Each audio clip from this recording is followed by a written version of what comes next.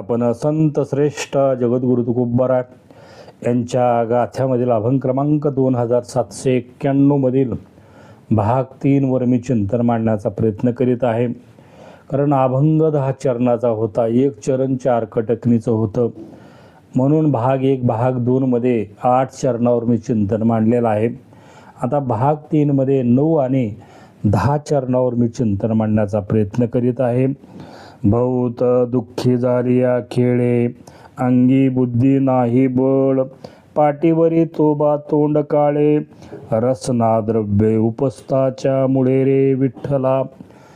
प्रथम मी संत श्रेष्ठ जगद्गुरु तुकोबाराय यांच्या चरणी साष्टांग दंडवत घालतो. सर्व साधू संतांच्या चरणी साष्टांग दंडवत घालून, पांडुरंग परमात्मा यांच्या चरणी साष्टांग दंडवत घालून माझ्या या चिंतनाला सुरुवात करतो. उत्सव संताच्या पादुकाचा, उत्सव संताच्या विचाराचा अखंड हरिनाम सप्ताह मोज्य लातूर नगरीमध्ये चालू आहे. दिनांक 21/2/2023 दिनांक कारण 2/3/2026 पर्यंत हा उत्सव चालू आहे. उद्या काल्याचं कीर्तन आहे 21 तारखेला या लातूर नगरीमध्ये. कारण शांतीब्रह्म एकनाथ महाराज यांच्या पादुका आलेल्या आहेत. ज्ञानराज माऊली जगाची आई या आईच्या पादुका आलेल्या आहेत. कारण नामदेव महाराज यांच्या पादुका आलेल्या आहेत. जळजळीत वैराग्य जगद्गुरु तुकोबाराय यांच्या पादुका लातूर नगरीमध्ये आलेल्या आहेत. सावता महाराज कर्मामधून भगवंताची भक्ती कशी करावी, कर्मामधून भगवंताला कसं प्राप्त करून घ्यावं, तर याच्यासाठी आपण त्या सावता महाराजाला शरण जावं. नक्की तुमच्या जीवनामध्ये कर्मामधून त्या भगवंताची प्राप्ती झाल्याशिवाय राहणार नाही. संत श्रेष्ठ जनाबाई कारण दास्य भक्तीमधून, कारण भगवंत त्यांच्यासोबत दळू लागत होता, म्हणून आपल्याला दास्य भक्तीमधून जर करीत असताल तर त्या जनाबाईला आपल्या जीवनामध्ये शरण जावं.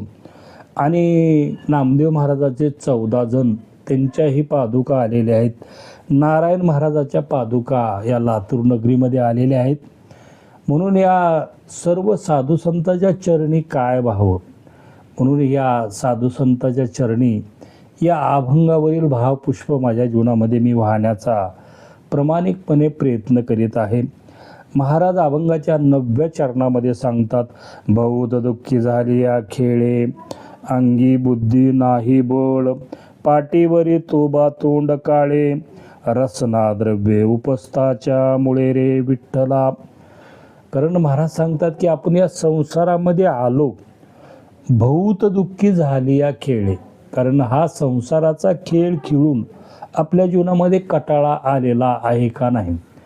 बरं, या अभंगाचा पहिलं जे चरण आहे तोच गाभा आहे या अभंगाचा मूळ. कारण पहिल्या चरणाभोवतीच संपूर्ण अभंगाचा अर्थ दडलेला आहे. शंक करती ज्याच्या नावे, त्याचे तुझ नाही ठावे, ऐक सांगतो एके भावे, सापडते घरी जीवनी खावे रे विठ्ठल. कारण आपण या संसारामध्ये कशासाठी आलो, या जन्म मरणाच्या बंधनामध्ये आपण कशासाठी अडकलो, तर केवळ त्या भगवंताची प्राप्ती करून घेण्यासाठी इथं आलेला आहो. भगवंत कुठं आहे, तर आपल्या अंतःकरणातच तो भगवंत आहे. त्याची प्राप्ती करून घेण्यासाठी आपण या संसाराचं किंवा जन्म मरणाचं गाठोडं आपल्या पाठीवर वज घेऊन आपण इथं आलेलो आहोत. तर आल्यानंतर आपल्या जीवनामध्ये काय केलं पाहिजे, तर संतांनी जे सांगितलेलं आहे, संतांचे विचार आपल्या हृदयामध्ये रुजवून त्या विचाराप्रमाणे आपल्या जीवनाचं आचरण केलं पाहिजे. म्हणून संतांच्या पादुकावर आपण नतमस्तक झालो. 21 तारखेपासून आपण सर्व लातूरकर या साधू संतांच्या चरणावर नतमस्तक होत आहोत. मात्र त्यांच्या विचारावरही आपल्या जीवनामध्ये नतमस्तक झालं पाहिजे. नाही जर आपल्या जीवनामध्ये त्या भगवंताची प्राप्ती करून घेण्यासाठी आपण प्रयत्न नाही केले, तर महाराज सांगतात की काय होईल, अंगी बुद्धी नाही बळ. तुमच्या जीवनामध्ये बुद्धी भ्रमिष्ट होईल आणि अंगामध्ये बळ राहणार नाही. म्हणून महाराज पाठीवरी तोबा तोंड काळे, रसना द्रव्ये उपस्थाच्या मुळे रे विठ्ठला. आता पाठीवरी ओझ, ओझ कशाचं आहे? या जन्म मरणाचं ओझ आहे. किती वेळा जन्मा यावे, किती व्हावे फजित, म्हणून जीव भ्याला शरण गेला विठूशी.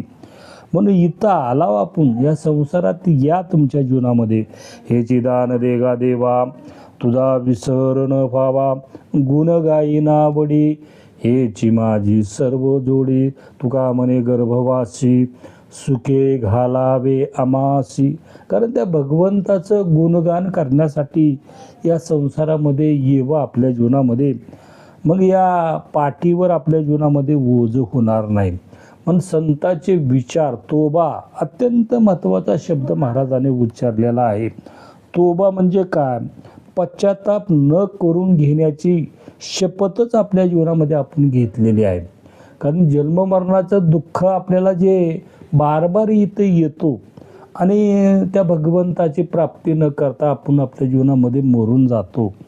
म्हणून तुम्ही इथं जे आलात तर पश्चाताप न करण्याची तुम्ही जर शपथ घेतली असेल, चुकीला तुमच्या जीवनामध्ये जी चूक झालेली आहे, जन्ममरणाचं बार बार येता, पण आल्यानंतर जे कार्यासाठी आलात, भगवंताची प्राप्ती करून तुम्ही बार बार संसारामध्ये जन्ममरणाच्या बंधनाला, कारण तुम्ही मग येण्यास मुक्त आहात, तुम्ही जाण्यास तुमच्या जीवनामध्ये मुक्त राहता. पण आपण काय करतो? त्या भगवंतालाच विसरून जातो. म्हणजे पश्चाताप न करण्याची आपण शपथ घेतलेली आहे. म्हणजे आपण जन्माला यायचं आणि त्या भगवंताचं नुसतं वरवर नाव घेऊन भागणार नाही. कारण नाव घेत असताना कसं घेतलं पाहिजे मी अनेक व्हिडिओमध्ये माझ्या जीवनामध्ये सांगितलेलं आहे. म्हणून हे पाठीवरी ओझ आपल्या जीवनामध्ये घेतलं आणि जर पश्चाताप न करण्याची शपथ घेतली असेल, ही शपथ मोडून टाका. तुमच्या जीवनामध्ये चूक झालेली आहे, चूक माफ करा, त्या भगवंताला म्हणा आणि त्या भगवंताचं नाव घेण्याचा तुमच्या जीवनामध्ये प्रयत्न करा. कशामुळे तुमच्या जीवनामध्ये संसारामध्ये आलात? तर महाराज सांगतात, रसना द्रव्ये उपस्थाच्या मुळे रे विठ्ठला. रसना म्हणजे ही जीभ आणि द्रव्य म्हणजे धनाचे लालसा आणि उपस्थ म्हणजे आपल्याला जे वासना आहे आपल्या जीवनामध्ये. या तीन कारणामुळे आपण या संसारामध्ये बार बार जन्माला येतो, मरतो. म्हणून आपल्या जीवनामध्ये हे जिभेवर नियंत्रण पाहिजे. द्रव्याचा मोह आपल्या जीवनामध्ये नसला पाहिजे. वासना, कारण वासना राहावी पण मर्यादित तुमच्या जीवनामध्ये वासना राहावी आणि निरंतर त्या भगवंताचं चिंतन आपल्या जीवनामध्ये करीत जावं, नामजप आपल्या जीवनामध्ये करीत जावा किंवा ध्यान भगवंताचं करीत राहावं आणि बार बार मग तुमच्या जीवनामध्ये संसारामध्ये या आनंदानं संसार करा, आनंदानं त्या भगवंताचं तुमच्या जीवनामध्ये नामचिंतन करा. मात्र तुम्ही जर या, कारण या जिभेमुळं आणि या द्रव्याच्या, धनाच्या, कामाच्या, वासनेच्या मागं लागलात, मग तुम्ही तुमच्या जीवनामध्ये पश्चाताप न करण्याची तुम्ही शपथच घेतलेली आहे आणि मग तुमचं तोंड काळं झाल्याशिवाय राहत नाही, असं महाराज अभंगाच्या 9व्या चरणामध्ये सांगतात. अभंगाच्या 10व्या चरणामध्ये महाराज म्हणतात, काय सांगतो ते ऐका तुका, मोडा खेळ काही अवघोच नका, चला जाऊ जीवादी पोटी लागल्या भुका, धावल्यावरी मग बरा टाक मटिका रे विठ्ठल. कारण या शेवटच्या चरणामध्ये महाराज आपल्याला विनम्रपणे सांगतात आणि लक्षपूर्वक ऐका म्हणतात महाराज. कारण हे आपल्या हिताची गोष्ट महाराज सांगतात. महाराज सांगतात की हे जन्ममरणाचं हे जी खेळ आहे तुमच्या जीवनामध्ये लावलेला आहे, तुम्ही जो बांधून घेतलेला आहे या जिभेमुळं, द्रव्यामुळं आणि वासनेमुळं, तर या वासनेच्या मागं लागू नका, द्रव्याच्या मागं लागू नका. आणि जीभ जी आहे आपली, जी जीवनामध्ये खोटं बोलते, हे खोटं बोलायचं आपल्या जीवनामध्ये सोडून द्या. खोटं बोलायचं सोडून दिलं की आपल्याला धन सुद्धा, मग धनाच्या सुद्धा मनुष्य मागं लागत नाही. खोटं बोलतो कशासाठी? धन प्राप्तीसाठी त्याच्या जीवनामध्ये खोटं बोलतो. विषय सुख त्याच्या जीवनामध्ये भोगायचे असतात. म्हणून हा जो खेळ आहे तो खेळ मोडून टाका म्हणतात. आणि हा खेळ मोडल्याला आपल्या जीवनामध्ये चांगला आहे. कारण महाराजांनी इथं अवगोच हा जो शब्द उच्चारलेला आहे अत्यंत महत्त्वाचा आहे. कारण अवगोच म्हणजे पाण्यामध्ये जीव देणे. आता पाण्यामध्ये जीव देत असताना त्या मनुष्याला किती तगमग होते, किती वेदना होतात. तसं या संसारामध्ये किती दुःख आहे. म्हणजे जन्ममरणाचं दुःख, या संसारामधलं दुःख तुमच्या जीवनामध्ये जर तुम्हाला म्हणजे हे भोगायचं असेल तर तुम्ही त्या भगवंताची प्राप्ती करून घ्या. म्हणून त्या भगवंताचं गुणगान तुमच्या जीवनामध्ये गा. आणि मग हे गुणगान जर तुमच्या जीवनामध्ये गायचं ठरविलास आणि तुम्ही तुमच्या जीवनामध्ये तुमची चूक कबूल केलात, आणि मग काय करा, आता तुम्हाला भूक लागलेली आहे. उद्या काल्याचं कीर्तन म्हटलं की पुरणपोळीचं जेवण आहे लातूर नगरीमध्ये. 4 ते 5 लाख लोकाला पुरणपोळी तूप खाईल तेवढं आहे लातूर नगरीमध्ये. पोटभर जेवा, तुमच्या जीवनामध्ये तृप्त व्हा. आणि तृप्त झाल्यानंतर काय करा, महाराज सांगतात 8च दिवस आपल्या जीवनामध्ये, कारण त्या सप्त्याला जाऊन तिथं नामचिंतन करून आपल्या जीवनामध्ये भागणार नाही. हे कंटिन्यू तुमच्या जीवनामध्ये नामचिंतन झालं पाहिजे. उद्या पुरणपोळीचं जेवण सुंदर तुमच्या जीवनामध्ये करा. आणि केल्यानंतर हा जो तुम्हाला गोडी लागलेली आहे भगवंताच्या नामाची, भगवंताच्या ध्यानाची, संताच्या विचाराची, याच्यामध्येच तुम्ही तुमच्या जीवनामध्ये रममान व्हा. जर रममान नाही झाला तर टाक मटिका हा जो महाराजांनी शब्द उच्चारलेला आहे. कारण ह्याच्यावर मी म्हणजे उदाहरण देतो छोटं कळण्यासाठी. एखाद्या मनुष्याला 2 दिवस त्याला कसलंच अन्न मिळालेलं नाही, आणि मग 3ऱ्या दिवशी त्याला अन्न मिळालं. अन्नाचं ताट घेऊन एक मनुष्य आलेला आहे, आणि त्या ताटाबरोबर 1 किलो सोनं आणलेलं आहे, 1 कोटी रुपये घेऊन आलेला आहे, 50 लाखाची गाडी सोबत घेऊन आलेला आहे, पुन्हा चेक आणलेला आहे कोरा, किती तुला अजून पैसे पाहिजेत, शेतीसाठी त्यानं तुझ्या नावावर रष्टी करण्यासाठी असं. आणि त्याला सांगितलं की काय करतो आता, मी तुला सांगतो, ही 50 लाखाची गाडी घे, किंवा हे 1 कोटी रुपये तुझ्या जीवनामध्ये घे, हे सोनं घे सगळं, आणि माझी सगळी इस्टेट तुला द्यायला तयार आहे, पण तू फक्त माझं ऐक, आता जेवण करू नको, माझं ऐक. असं जर त्या माणसाला तो बडबड करीत असेल तर तो माणूस काय म्हणेल. त्याला एवढं ती बडबड करायलेली त्याच्या जीवनामध्ये राग आलेला असतो. त्याला ते ताट दिसलं, त्याला एवढी भूक लागलेली असते, 2 दिवसाचा उपवास त्याच्या जीवनामध्ये घडलेला असतो. तो त्याला राग म्हणतो, तुझे 1 कोटी ते पैसे, ती संपत्तीला काढी लाव, फक्त ती ताट माझ्यासमोर दे, मला पोट भरून माझ्या जीवनामध्ये जीव दे.